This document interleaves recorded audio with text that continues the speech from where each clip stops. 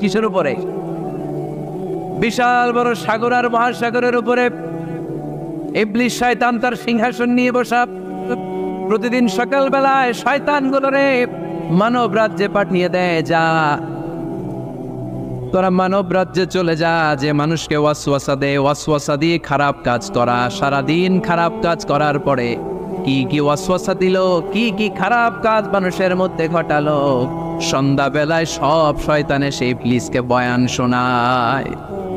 সন্ধ্যাবেলায় শয়তানগুলো এসে বলে, আমি এক লোককে দিয়ে মিথ্যা কথা বলিয়েছি।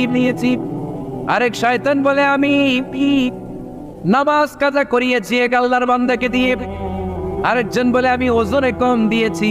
আরেকজন বলে, আমি সুদের ব্যবসার মধ্যে টাকা লাগানোর ব্যবস্থা করে দিয়েছি। এক একজন এক একটা ওয়াসওয়াসা দিয়ে আল্লাহর মুমিন বান্দাদেরকে ধোঁকা দিয়েছে।